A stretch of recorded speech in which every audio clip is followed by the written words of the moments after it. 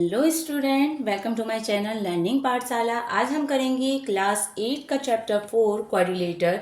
ये है आपका न्यू एडिशन का चैप्टर 4। तो देखिए क्वाड्रिलेटर क्या होता है। फोर साइडेड फिगर, ऐसा फिगर जिसकी फोर साइड होती है उसे आप क्या कहते हैं, क्वाड्रिलेटर कहते हैं।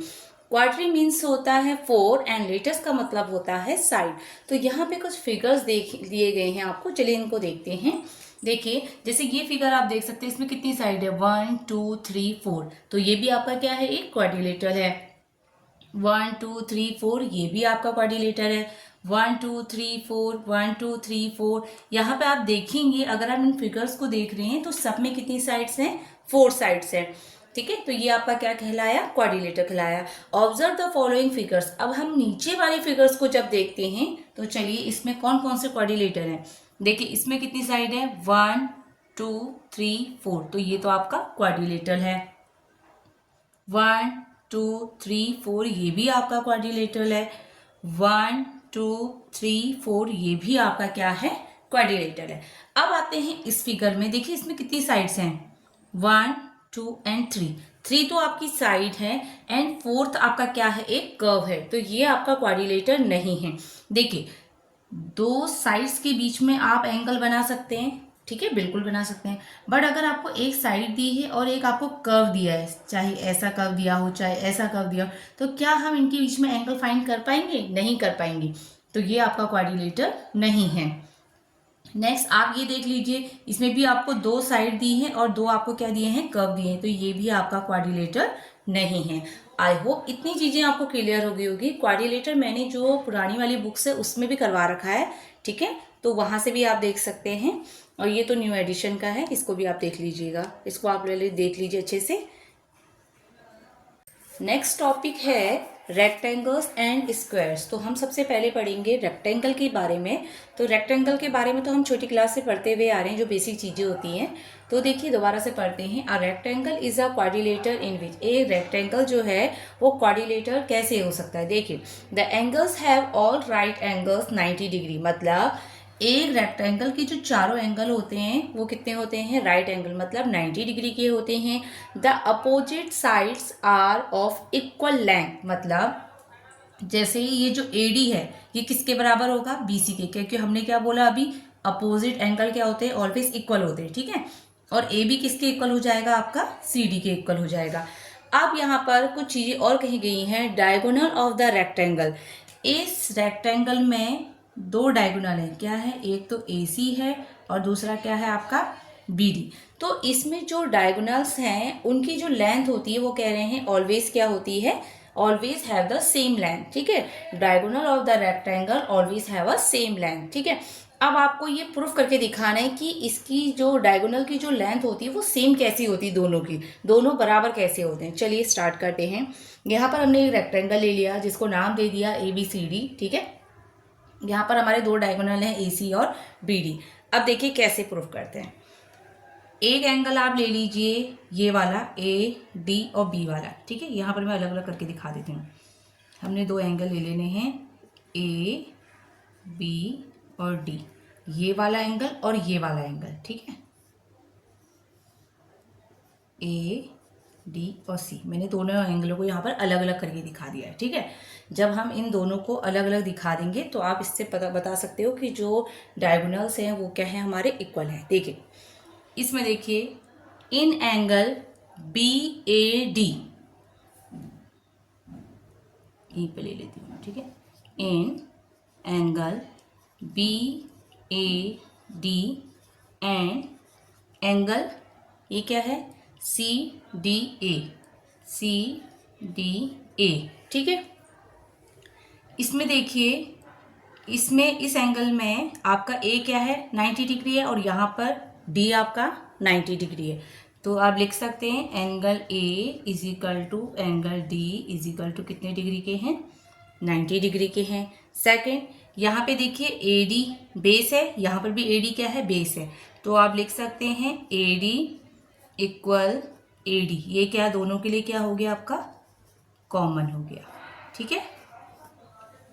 नेक्स्ट आप क्या लिख सकते हैं, जो ए बी साइड है वो किसके बराबर होगी, आपकी सी डी के बराबर होगी, ठीक है। तो ए बी जो साइड है वो किसके बराबर हो गई, आपके सी डी के बराबर हो गई। कैसे?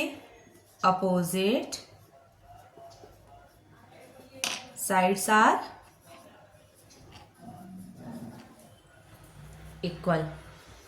ठीक है, अपोजिट साइड्स आर इक्वल। तो हमने 3 चीज़ें प्रूफ करनी होती। हमने क्या प्रूफ किया?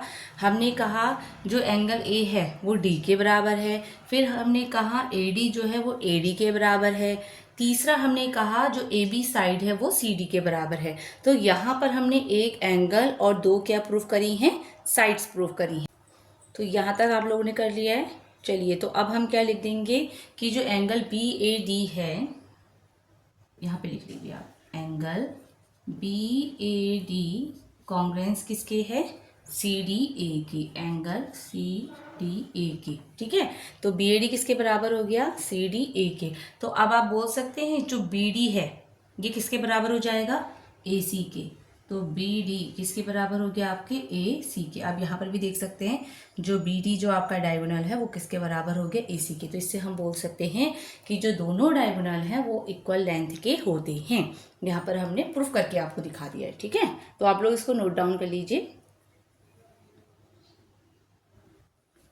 नेक्स्ट है हमारा diagonals of a rectangle always intersect at there mid point. मतलब अभी हमने इससे पहले कहा कि डायगोनल जो दोनों डायगोनल्स हैं वो इक्वल लेंथ के हैं। ठीक है, अब हमें प्रूफ करना है कि जो डायगोनल्स हैं वो इंटरसेक्ट जो करते हैं वो कहाँ पर करते हैं? मिड पॉइंट पर करते हैं। मिड पॉइंट मीन्स इधर कहीं पर करते हैं। ठीक है, तो हमें ये प्रूफ करके दिखाना है। ठीक है, तो सबसे पहले हम ले लेते हैं यहाँ पे 2 एंगल। दोनों डायगोनल्स हैं वो कहाँ पर इंटरसेक्ट करते हैं? मतलब कहाँ पर एक दूसरे को टच करते हैं? वो उस पॉइंट, किस पॉइंट पर टच करते हैं? मतलब देखिए 2 डायगोनल हैं तो कैसे टच करेंगे? देखो अभी तो हमने कहा मिड पॉइंट पर टच करते हैं। अगर हमें नहीं पता होता तो हम कहते कि यार ऐसे भी टच कर सकते हैं, ऐसे भी टच कर सकते हैं, ऐसे भी टच कर सकते हैं। बट हमें प्रूफ करना है कि जो रेक्टेंगल के जो डायगोनल्स होते हैं वो मिड पॉइंट पर ही क्या करते हैं? इंटरसेक्ट करते हैं। ठीक है, तो यहाँ पर 2 एंगल ले लेते हैं हम बी ओ ए। इसको मैं अलग अलग करके दिखा देती हूँ। बी ओ ए और दूसरा वाला एंगल क्या हो जाएगा आपका?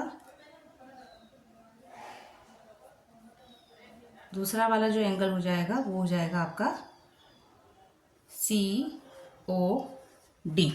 ठीक है, तो हम इसको ले लेते हैं यहाँ पे इन angle B O A and angle D O C. अब इसमें क्या कहना है आपने? देखो हमने कहा angle B O A equal किसके है? डी ओ सी के।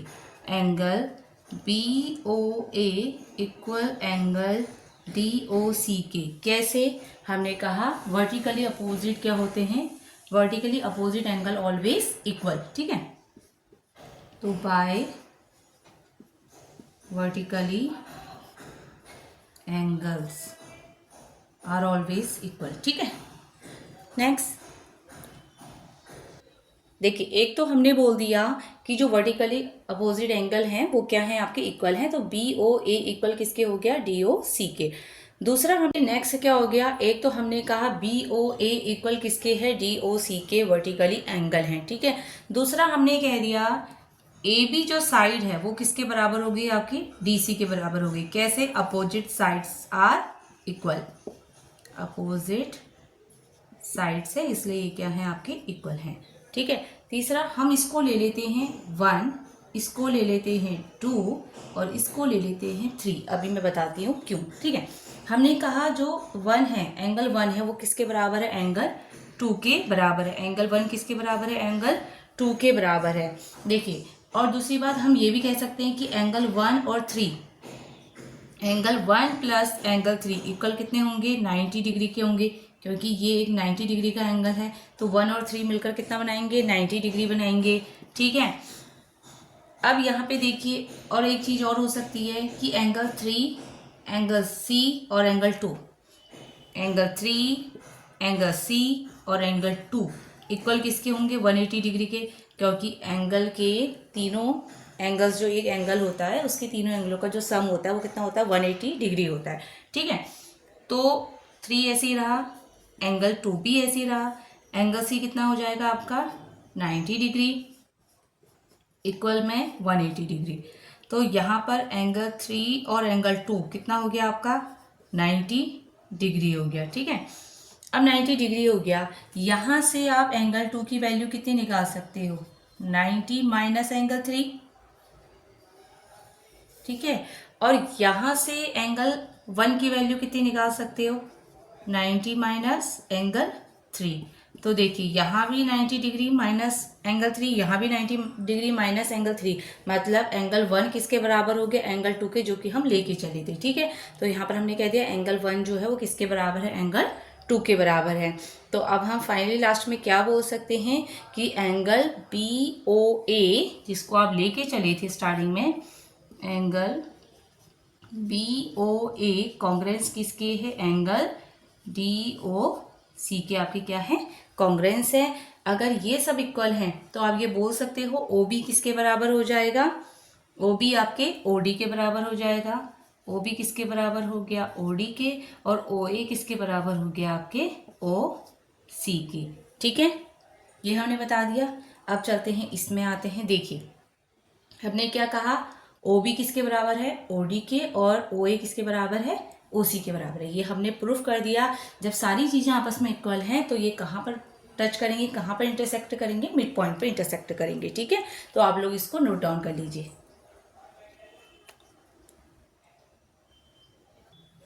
देखिए नेक्स्ट है आपका when the diagonal cross eight there mid point, मतलब जब आपकी जो डायगोनल्स हैं वो क्रॉस करते हैं मिड पॉइंट को, तो वी से दैट हम कह सकते हैं कि डायगोनल जो कर रहे हैं वो बाइसेक्ट कर रहे हैं each other. Bisecting a quantity means divided, bisect करने का मतलब है कि वो क्या कर रहे हैं एक लाइन को 2 पार्ट्स में क्या कर रहे हैं डिवाइड कर रहे हैं। देखिए जैसे AC एक लाइन थी, जब बाइसेक्ट करा तो AC के 2 पॉइंट्स हो गए, एक AO हो गया और एक OC हो गया। ठीक है, तो यहाँ पे क्या कह सकते हैं आप कि AOB किसके बराबर हो जाएगा COB के क्या हो जाएगा कॉन्ग्रेंस हो जाएगा, और जब ब्रेक कर रहे हैं तो क्या हो जाएगा AO किसके बराबर हो गया OC के। तो अब हम कह सकते हैं कि AOB किसके बराबर हो जाएगा COD के हो जाएगा। कैसे, वर्टिकली अपोजिट एंगल है।